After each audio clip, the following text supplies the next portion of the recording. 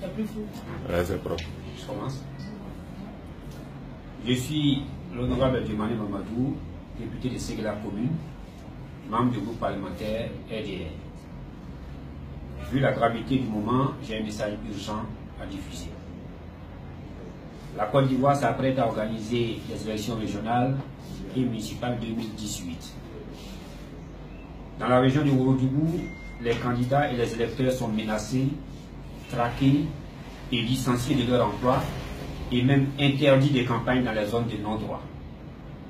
La région se transforme insidieusement en une poudrière qui risque d'exploser lors des joutes électorales.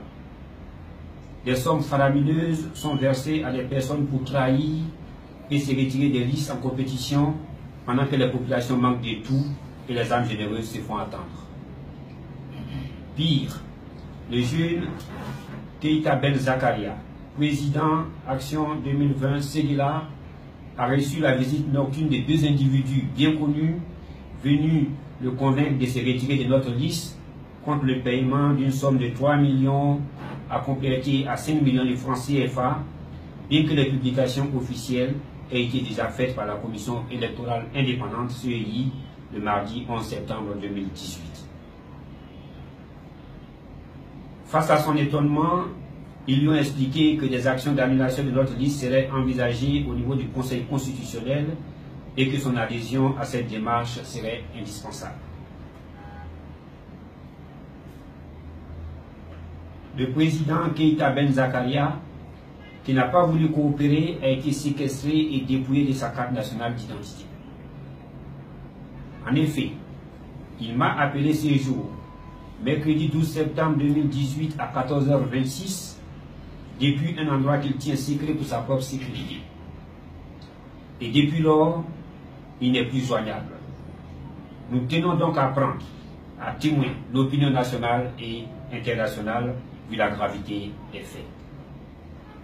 Ces individus malveillants, n'ayant pas pu atteindre leur objectif de faire invalider notre dossier au niveau de la CEI en proposant 10 millions à l'un de mes vice-présidents, se focalisent désormais sur le Conseil constitutionnel. Pourquoi tant d'efforts quand on est convaincu d'avoir un électorat acquis à sa cause? Mais c'est peine perdue.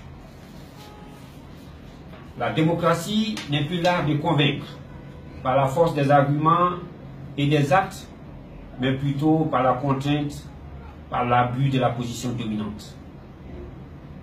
J'ai honte pour ma région et j'ai peur pour mon pays. Nos morts auraient-ils sacrifié leur vie pour rien? Rien ne nous autorise à leur faire cette injure. Notre démocratie nationale se construit aussi et surtout au plan local, dans nos régions, dans nos cantons et dans nos villages. Chers frères et sœurs, ne vous laissez pas gagner par la peur et le découragement. Nous sommes plus que jamais engagés à défendre nos droits et à jouir de nos libertés si chèrement acquises.